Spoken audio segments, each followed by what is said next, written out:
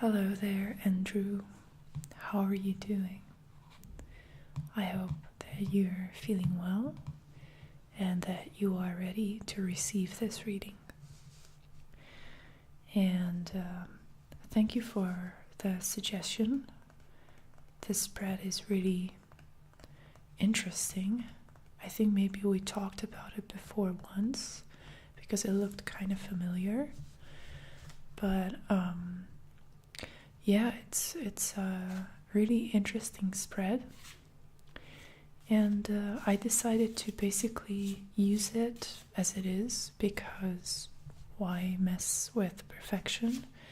I only thought to add one extra card in the end to include future possibilities as well, because this reading is, as much as I can tell, it's very much based on the past and the roots of who you are. And that's why I thought it would be perhaps sensible to include a little bit of the future in there as well.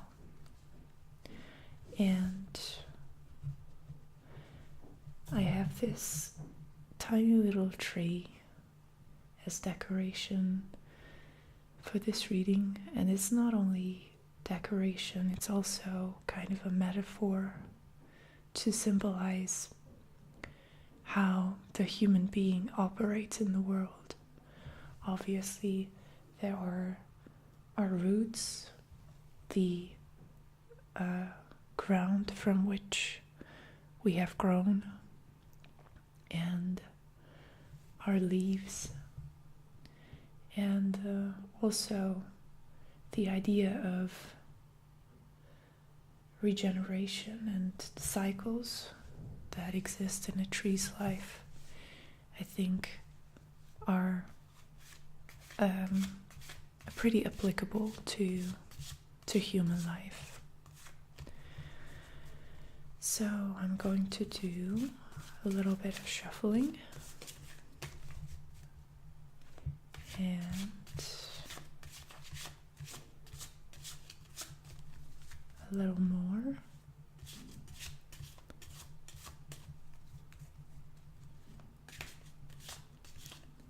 Okay, and we can get started. So let me just pull up the spread because I don't remember exactly how it goes. Okay, so the first card represents the self, how you feel at this time. And I'm going to say who you are at this time as well. So your personal individual identity in contrast with all these different aspects that the reading will touch upon.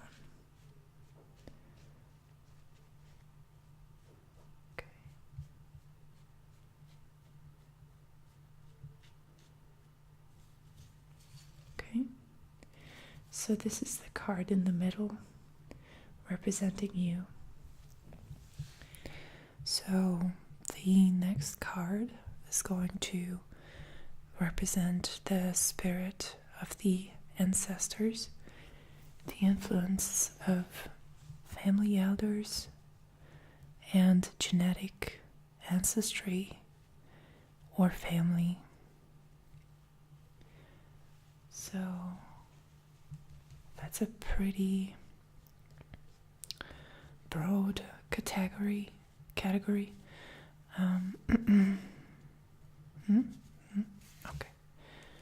found it. All right. The next one, number 3, is the spirit of the tribe. The influence of friends, culture, or community that surrounds you.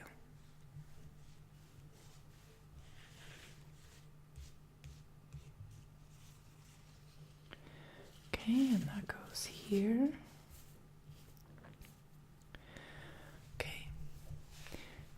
Number 4 is the spirit of time. Influence of the time you are living through, by your age, or by the life stage you have reached.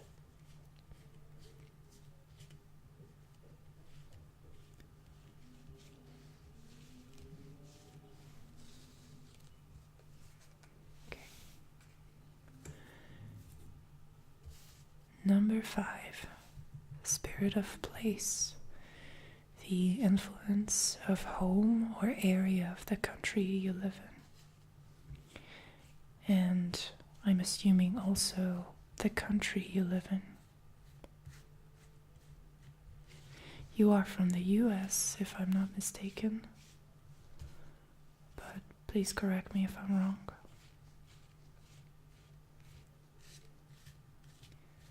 So I think that also has an effect on our entire being in our life. Okay. The spirit of place. Card 6 is the spirit of the journey. So that's the influence of previous lives. Now, I'm not sure if reincarnation exists. One can never be sure. But it's definitely a thing. I believe that we carry certain influences with us, certain memories that don't belong to this life. And where they come from is a mystery.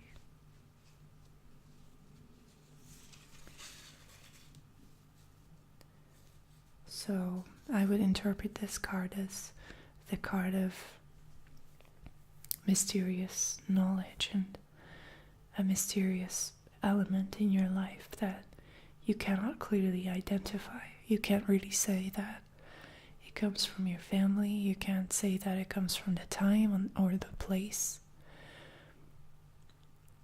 So, number 7 is Awen. Awen. I'm not sure how to pronounce that word. I know that word, but Awen. I'm sorry, I produced 3 very different pronunciations of that word. Perhaps none of them are right. I should have looked this up before I started the reading. I apologize.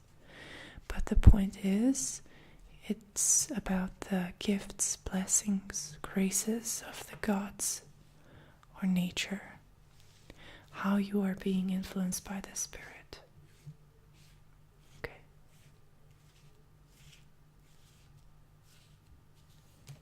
Alright. And then we will have one more card at the end here to speak about future possibilities. Because I think there's some wiggle room here. Wiggle room.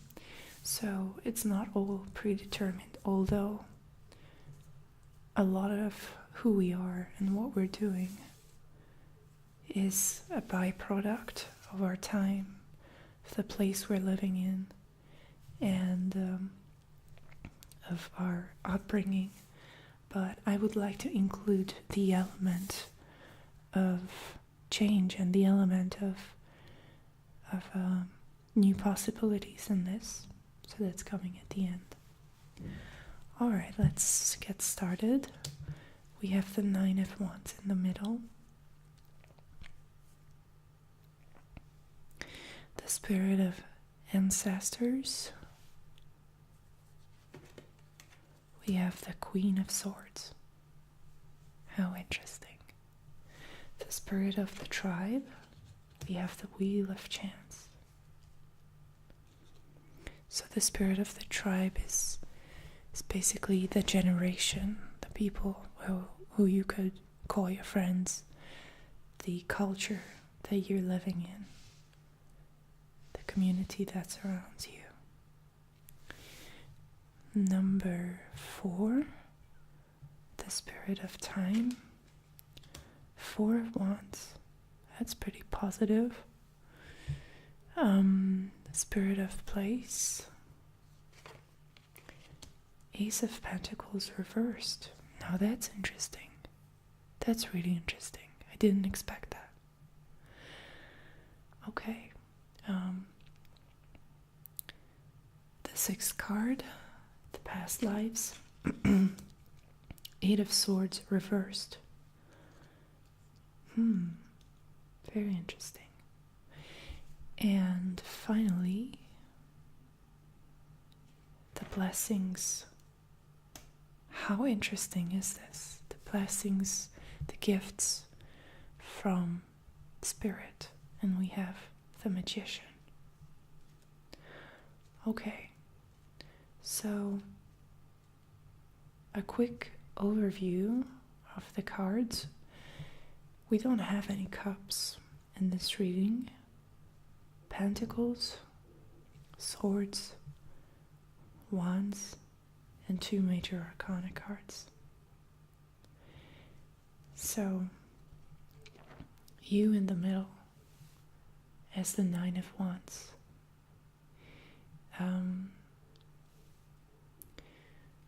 The 9 of Wands in this context tells me the story of someone who doesn't really know how to trust anymore. So at the current state of your being, you are predominantly influenced by these feelings of suspicion and just a lack of faith in people, in certain people. And I think that definitely resonates with what we talked about your experience with these corporate people and this corporate culture, this soulless destruction of the environment that goes on, and just being confronted with this really harmful, malevolent energy coming from people. I think that's still lingering in you, and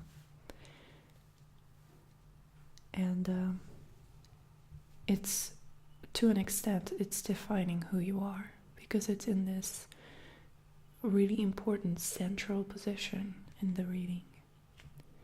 So it's kind of part of your personality to try to protect and guard yourself from any potential danger.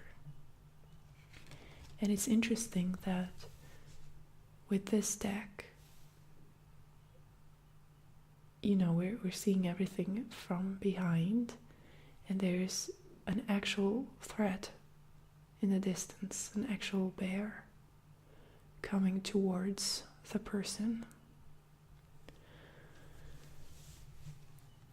But it's also telling me that you are incredibly resilient and that you are not about to give up. And that's also part of your identity, part of your core spirit. That even though you have been through a lot and you have seen a lot of things that were encouraging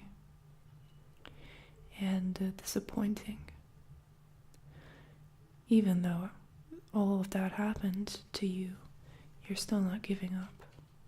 The 9 of Wands, I think, is because the entire wand suit is about energy, about using your emotions to manifest in actions, and about our basic energy to manipulate our environment and to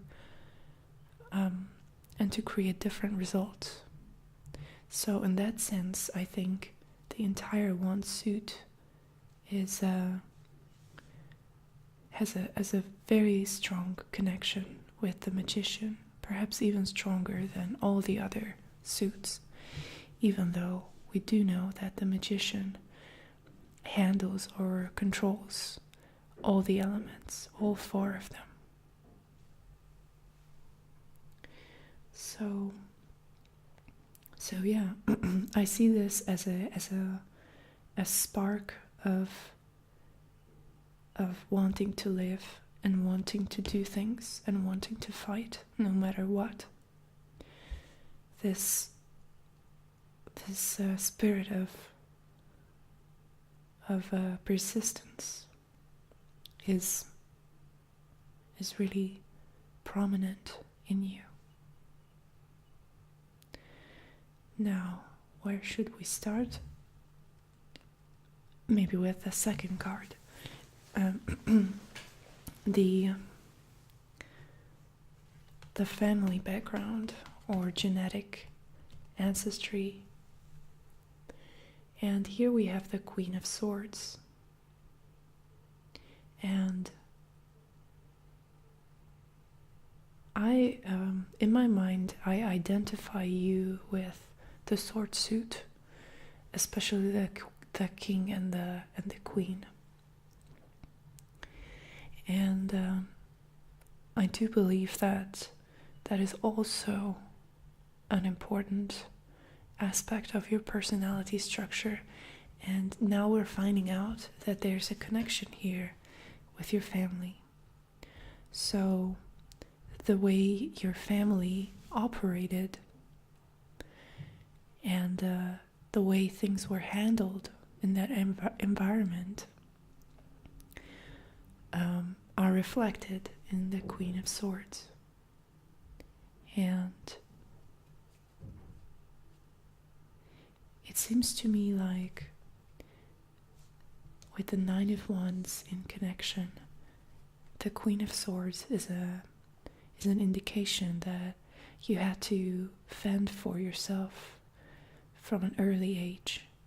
You had to figure things out on your own. You had to rely on yourself. And if I'm not mistaken, we also had that topic in your palmistry reading.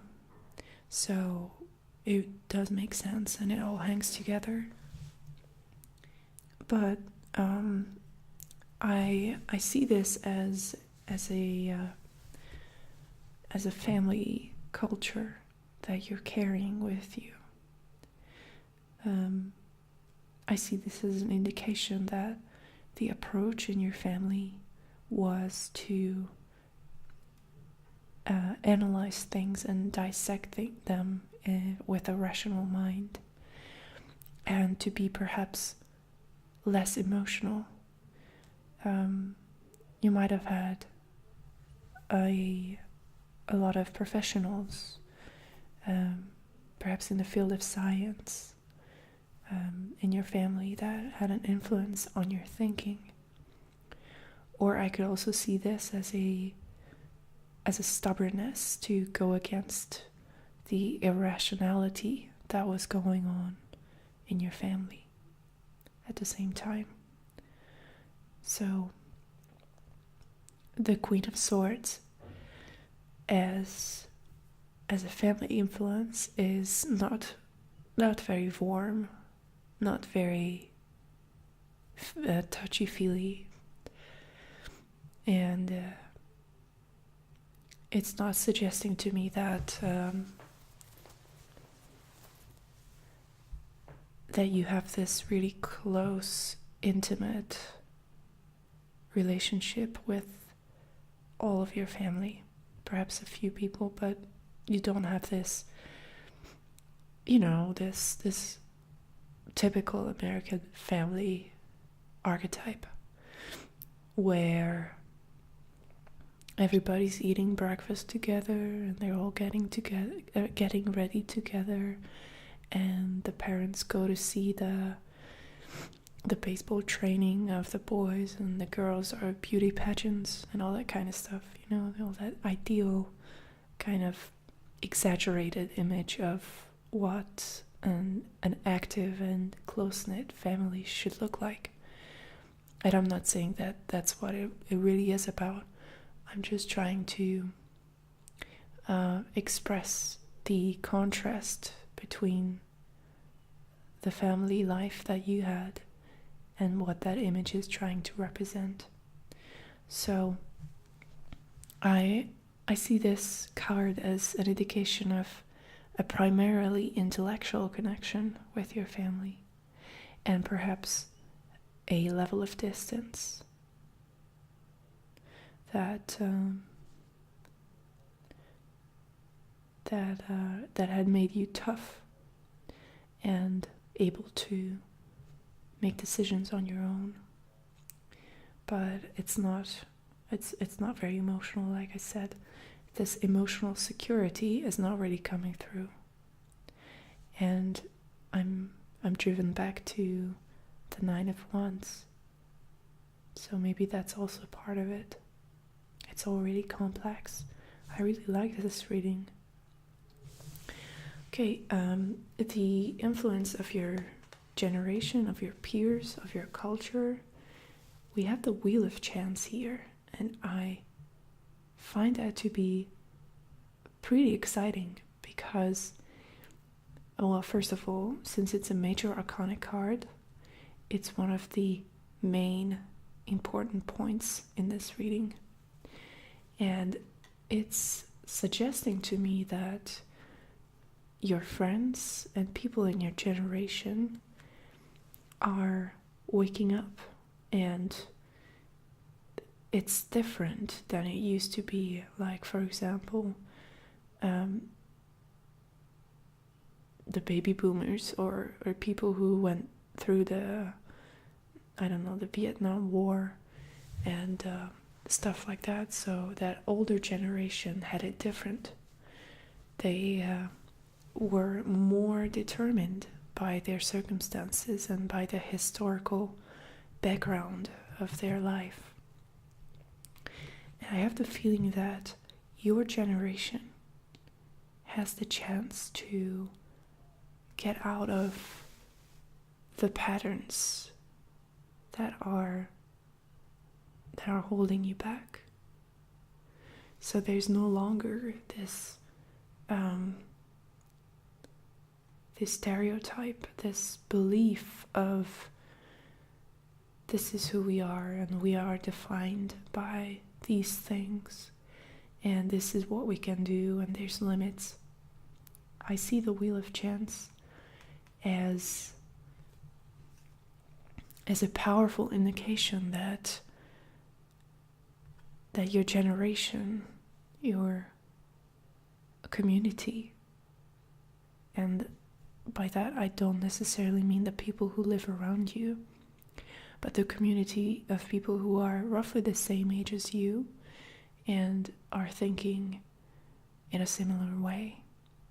So these people are not accepting a predetermined role in life, and they are not tired, not exhausted, they're not ready to settle. And I think that influence on you is very, very intense and very positive. So it's suggesting to me that that you keep in touch with these people if you can. And they might be living far away. They might be not even in the same country as you are. But these like-minded people from your generation have a lot of potential to bring about change in the world right now. And not only potential, but I see this as also willingness to change things. So, yeah, that's really positive and beautiful. Now, the Spirit of Time is also highlighting this idea for me, because we have the Four of Wands here. And the Four of Wands is one of the most cheerful, most positive cards in the wand suit, as you know, and it indicates a celebration. So the Spirit of Time, I believe, from your perspective, even though you have all this mistrust and lack of faith in that people can change, the spirit of time is still suggesting that that there are significant positive changes happening, even in your field, even in what is important to you, this environmental sort of topic. And the spirit of time is that of celebration. There's a lot to celebrate, although it can be hard to see because you are in this survival mindset, and you're still it's kind of like you're still having PTSD from those nasty encounters with the people who were being selfish and unreasonable and just horrible. So you might want to open up a little bit to see if there's any positive developments going on, because the time is positive, and there is a sense of entering a new era, a new stage, a new phase, and you don't want to miss it. You don't want to keep on thinking that everything is just as horrible as it used to be and miss the good things that are happening around you. That's why I think it's important that you keep in touch with this like-minded peer group. And by the way, when I was talking about previous lives, I do have the belief that there are these soul clusters existing, that there are groups of people arriving or manifesting in this world that have a special bond, a special connection, because they come from the same tribe. And this card is the spirit of the tribe. So this is suggesting to me that your tribe is coming alive, that these people are waking up and they are ready to fly into action. Now, the spirit of place with the Ace of Pentacles in reverse does suggest to me that where you are now, physically, geographically, might not be the most fertile environment for your growth. And that's interesting because I haven't even really considered that as a factor for you. And this is a great spread. Very interesting. So the Ace of Pentacles in reverse, since upright, the card would suggest a doorway or a window of time and opportunity opening up to create something in the material realm, something useful, something practical, something that promotes abundance and creates abundance. But since we have it in reverse, have you thought about perhaps relocating to some other area, perhaps in the US, another state, or maybe another country altogether, where you can have more freedom? Because I see the Ace of Pentacles reversed as a lack of freedom. and restriction and limitations, and just no room to experiment or start new things.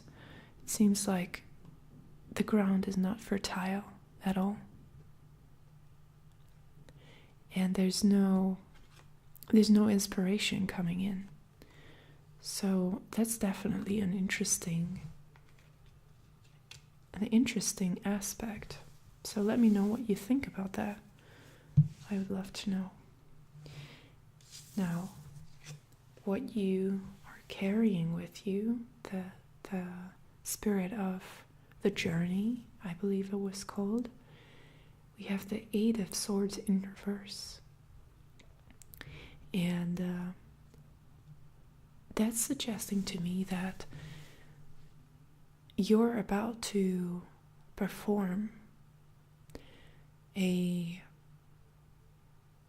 kind of magician performance where, like Houdini, when he shackled himself underwater and he then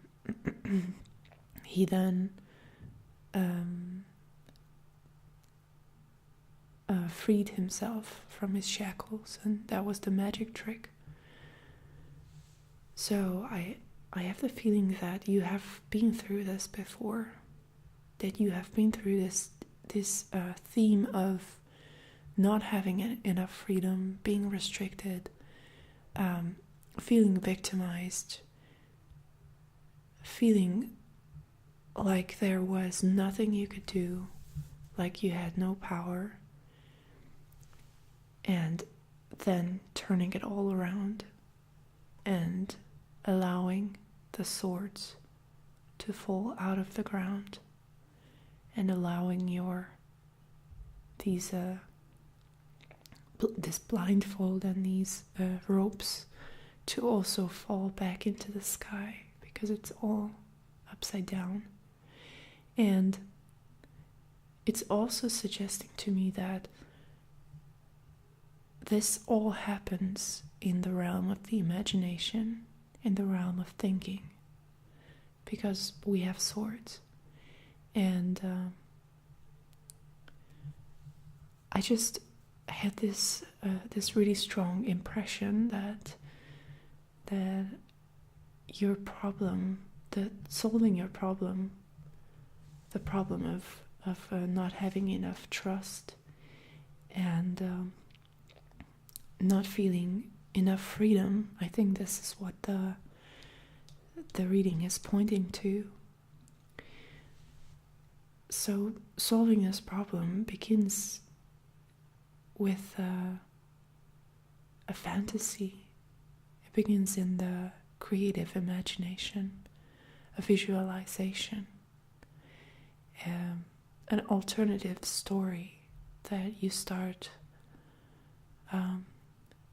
creating in your head, using your imagination to escape,